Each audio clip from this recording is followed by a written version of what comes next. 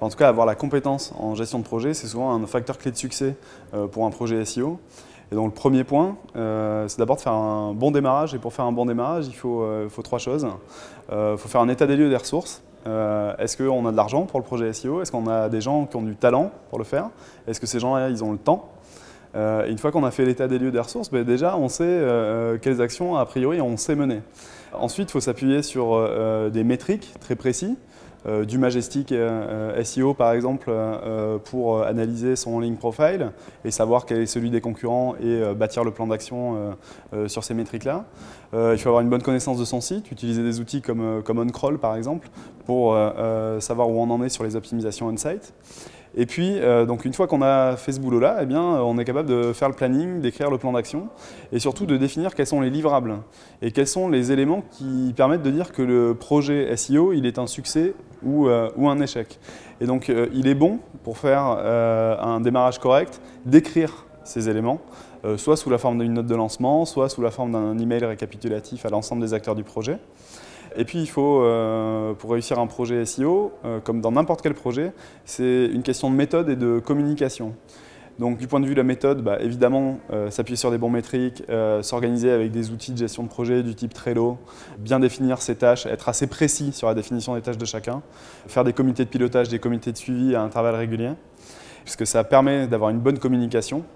Et en termes de communication, il y a un élément qui est très important, c'est d'essayer d'aligner les objectifs de tout le monde. Parce que dans un projet SEO, on va avoir des développeurs, on va avoir un client, ça peut être le patron d'un site de e-commerce, que vous soyez in-house ou une agence.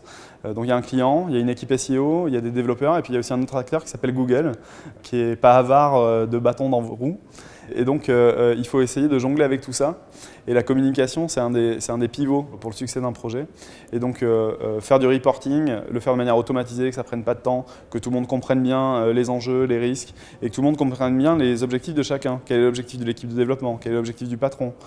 Si le client il dit moi mon objectif c'est de doubler mon trafic, est-ce qu'en fait il n'est pas juste en train de dire je veux doubler mon chiffre d'affaires? Donc écrivons tout ça, posons les bases de ce qui fait le succès, comment on valide le succès du projet. Ça permet de limiter les points de friction dans le cadre d'un projet. Et il y a un point particulier qu'il faut souligner. Pour qu'un projet se passe bien, prévoir la guerre en temps de paix. Parce que Google, on ne sait jamais quand est-ce qu'ils sortent ces algos, on ne sait jamais quand un service va décider de tel ou tel nouveau projet dans lequel les équipes SEO vont devoir s'impliquer. Donc il est de bon ton de préparer toujours un petit cahier des charges de la prochaine version du site, en garder toujours un peu sous le pied en matière de backlink, en matière de contenu, de manière à pouvoir réagir et pallier à certaines urgences.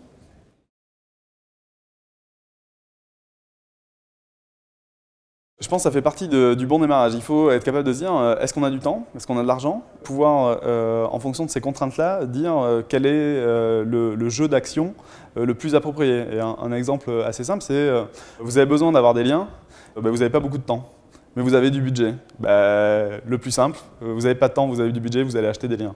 Et les plateformes d'achat de liens comme Rocket Links qui peuvent vous aider à faire ça. Non, on n'est pas sur du one-shot, il faut le voir vraiment au moins avec un horizon à 4 mois, à 6 mois, à 12 mois, 18 mois.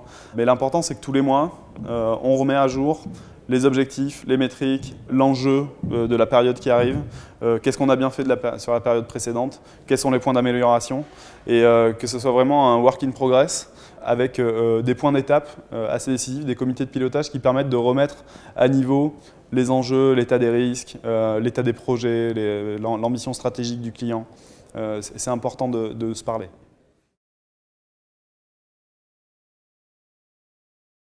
Pour chaque sujet, on va suivre des métriques particulières. En matière de netlinking, moi j'aime bien les 4 données de base qui sont le nombre de backlinks, et mes backlinks et ceux de mes concurrents, nombre de ref domains, les miens, ceux de mes concurrents, idem pour le trust flow.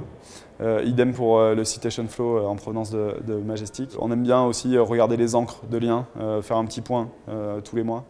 Après pour le contenu, je pense que c'est bien de suivre le taux de rebond, c'est bien de suivre des métriques en matière de contenu dupliqué, il y a des outils qui vous permettent de le faire. Chez OnCrawl on le fait. Savoir en fait aussi en fonction de la typologie de page, quel est le taux de conversion en termes de chiffre d'affaires par exemple. Donc voilà les métriques qu'on peut avoir sur le contenu. Après, il y a des métriques sur la performance, temps de chargement des pages, etc. Tout ça, c'est des éléments qu'on peut avoir assez facilement et qu'il est assez facilement automatisable au sein d'un dashboard du type Google Spreadsheet.